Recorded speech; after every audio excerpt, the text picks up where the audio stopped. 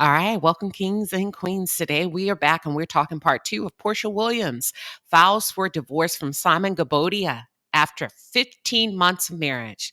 Baby, listen, the ink did not have an opportunity to dry on those papers, and now they are standing there looking at each other saying, "Didn't we almost have it all?" They almost had it all. They almost had it all, but love don't live here anymore. Listen. According to court documents obtained by People, the Real Housewives star filed for divorce from Gabodia in Atlanta on Thursday. That's yesterday, making the end of their whirlwind romance. I'm reading it line for line. The couple's relationship had been a topic of discussion in the media, with rumors swirling about Gabodia's citizenship status. However, a source close to the couple has listen, clarified. They're saying, before y'all go too far, they clarified that the divorce is not related to these recent allegations. Not related to these recent allegations. Maybe related to other allegations, but not these recent allegations. And the reason behind the split remains undisclosed, with an insider describing it as an ongoing matter. I'm going to jump out there. This is just a guess and an assumption based on Simon's history of being a crook, a liar, a thief, a cheater. I'm going to say he lies a lot. That's a prominent character trait that comes with the life of a scammer. They're prone and conditioned to lying. You better go ask Risa Tisa. But Williams 42 and Gabodia 59 exchanged vows in a Nigerian traditional native law and custom ceremony, followed by an American ceremony in Atlanta in November 2022. Their quick engagement after just 1 month of dating. See, Risa Tisa, this has Risa Tisa written all over. Porsha was Risa Tisa before she knew she was Risa Tisa, with the city girl flair, with the hint of city girl. Let me just tell y'all something. Porsha is a fun time girl, not a long time girl. I'm going to get to that in a minute, okay? That's just my opinion. Their quick engagement after just 1 month of dating. Didn't we almost have it all? They almost had it all. Had raised eyebrows. But the couple seemed deeply in love bombing each other, okay? As evident from their social media posts, the big news comes just days after Porsha announced her return for the upcoming 16th season of the Bravo series, adding another layer of intrigue to her personal life. I have to agree. And we got to talk about it.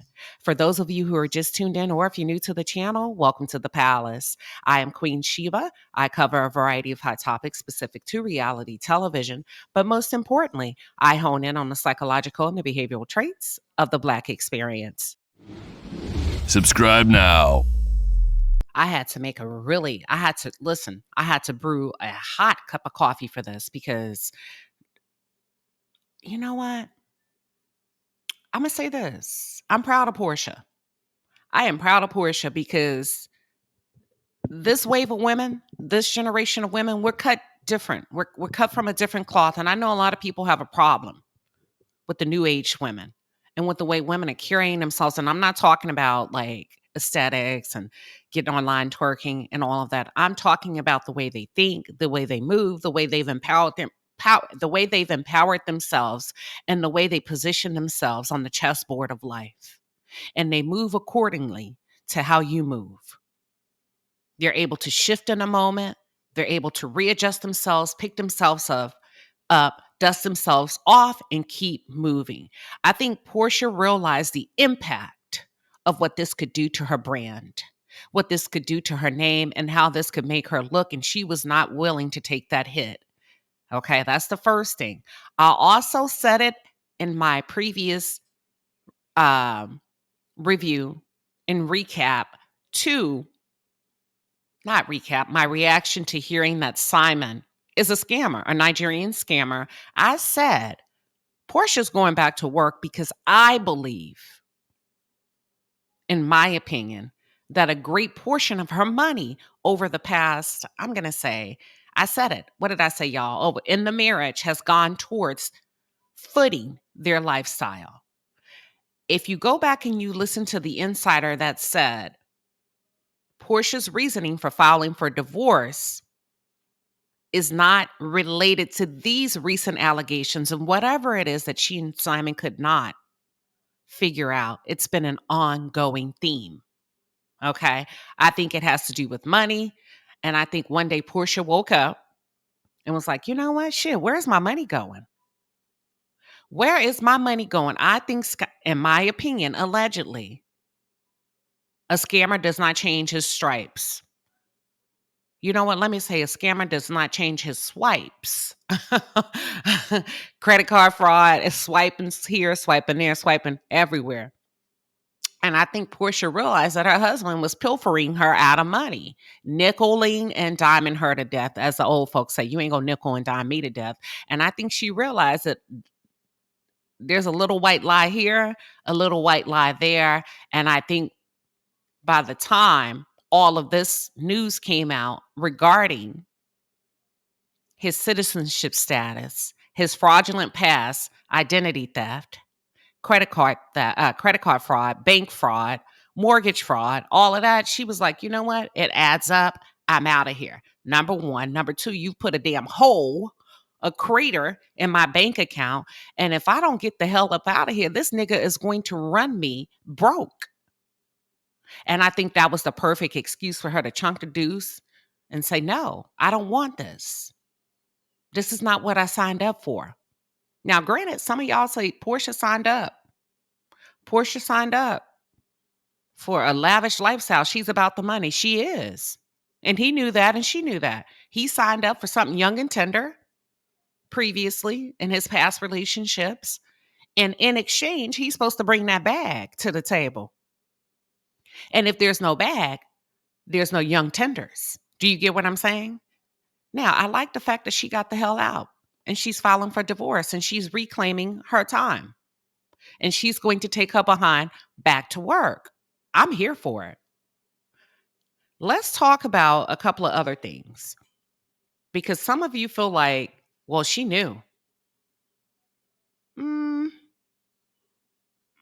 don't think she knew at first. I want to talk about if she knew or not. If she knew Simon was a scammer. No, I don't think so. Heck no. When she married him, absolutely not. You see how quick she's out, right? I don't think she knew at all. I think she eventually found out with bits and pieces of the truth here and there. See, a scammer ain't gonna never tell you the whole truth. They're gonna tell you their version of the truth. And he gave her limited to no information. And she was riding for her nigga. Period. But I want to point out something. Let's talk about that one thing that I would like to point out. But what are your thoughts before I shift gears? Now, as I go through my head, I jotted down a few bullet points and it's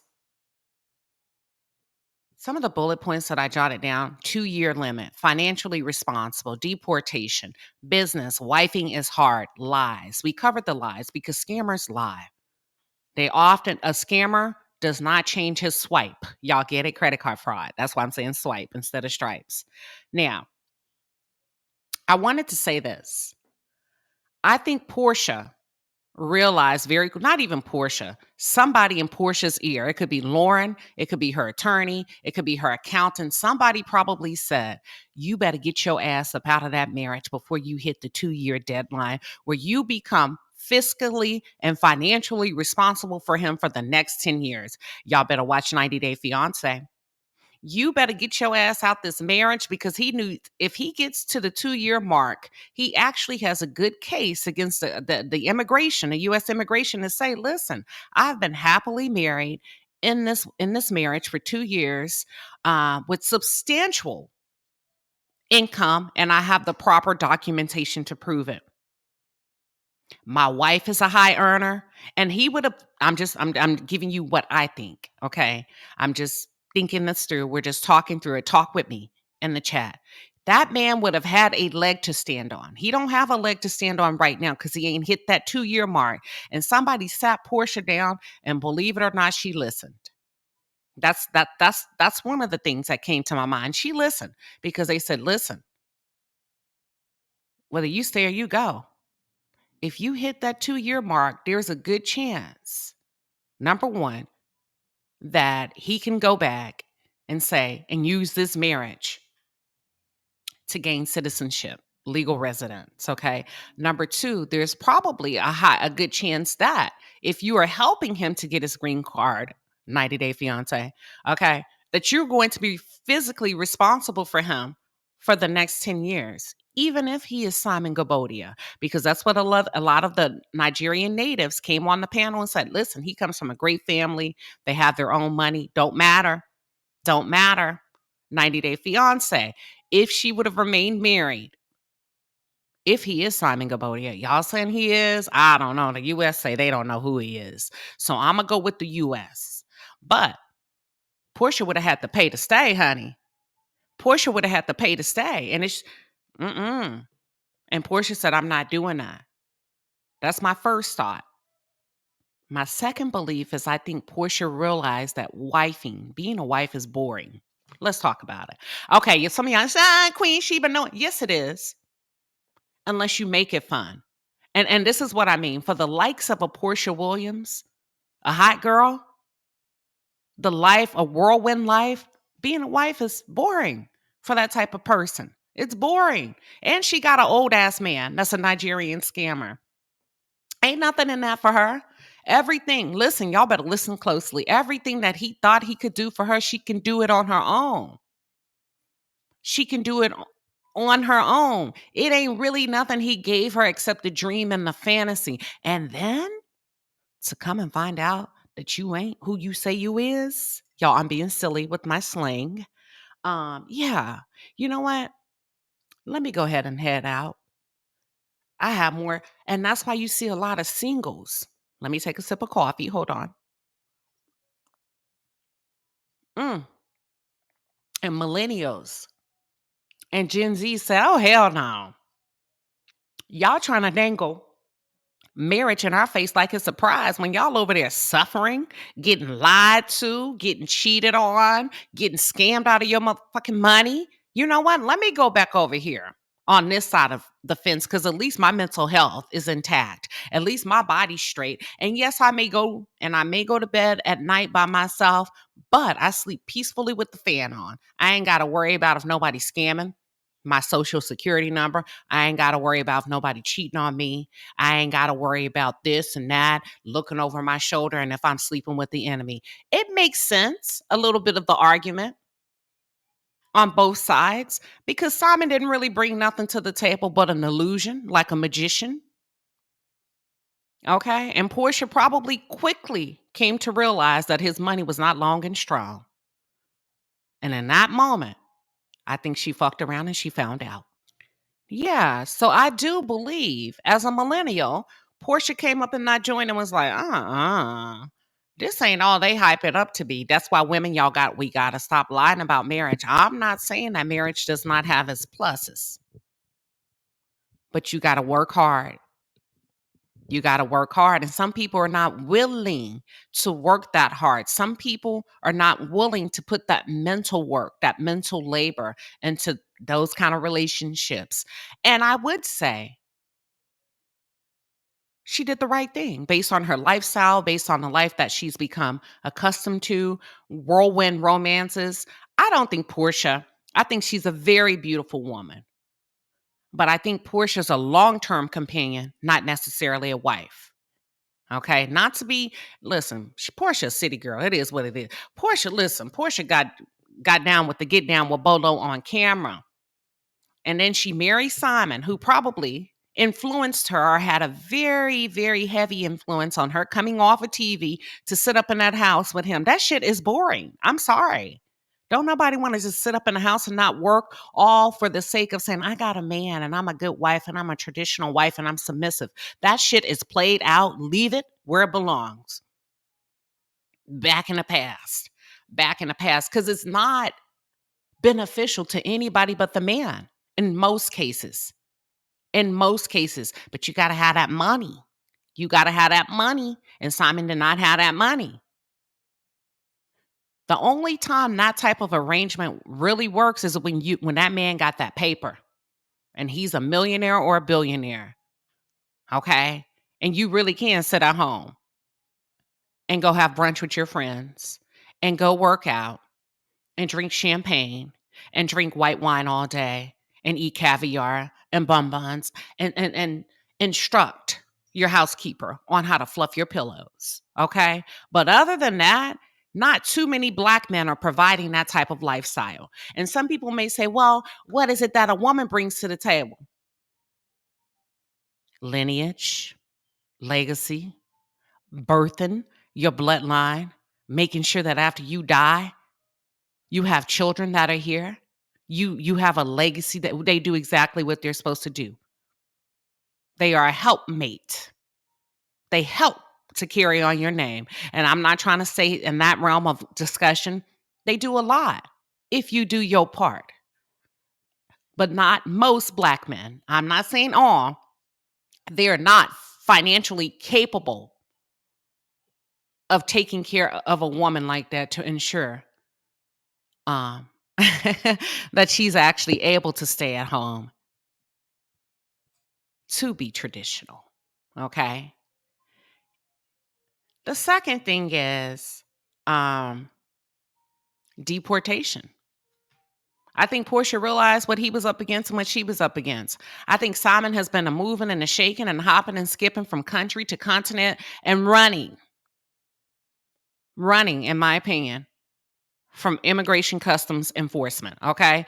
And she's gotten enough. She's gotten a taste of it and she wants out because eventually there's a high probability that that man is going to be kicked out of this country and sent home packing to Nigeria. Okay. And as a doting wife, if she chooses to stay, now she's financially responsible for his legal fees, calling his attorney in a position like Shirley Strawberry, standing to lose everything over a man. And we're not doing that. We're not doing that in 2024. Times have changed. Women are smarter. We have access to work. We have access to money. And now we can actually choose if we want to be with you or not. We can actually assess the value you actually bring or don't bring to the relationship. Do not confuse my commentary with saying that or assuming that I am saying Porsha is a perfect woman. That's not what I'm saying. But I'm saying times have changed and when you actually have money, you are less likely to put up with bullshit.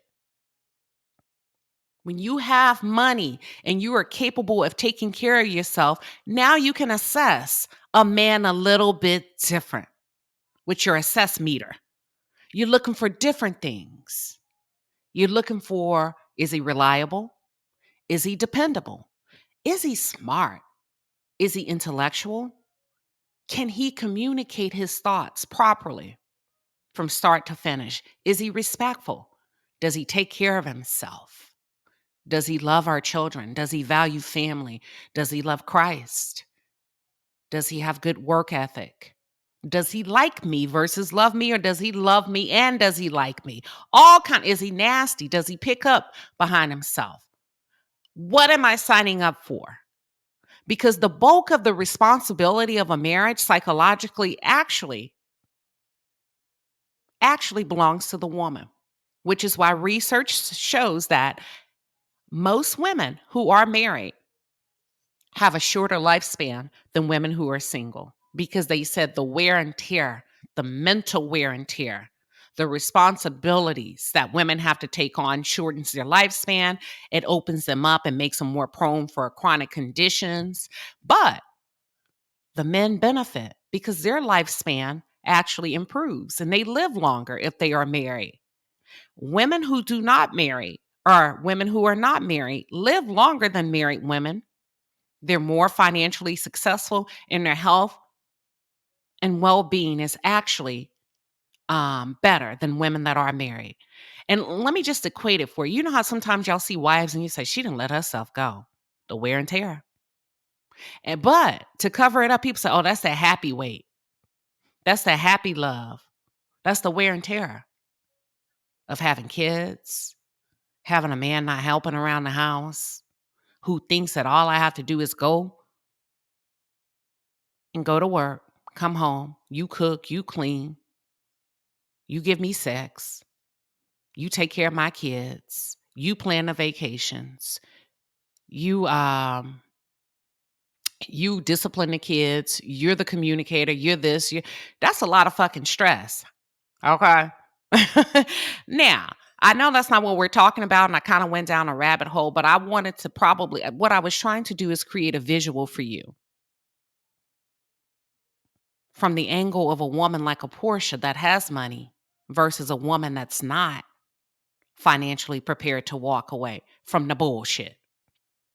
Now, some of you going to say, well, that's karma. It may be. But the point is, at least she's leaving. At least she's not staying too long. And this is not a pro Porsha commentary. I'm just looking at it from a different perspective, honing in on the psychological and the behavioral traits of the Black experience, showing you women, yeah, it was messed up that Porsha went after that woman's man. Yeah, you didn't get the prize that you thought you were going to get. But at the end of the day, ladies, don't stay too long. And she's smart enough to get her ass up, get out, and go, and leave that man where she found him, with a criminal past. I'm going to leave you exactly where I found you. You're going to figure out your own legal problems.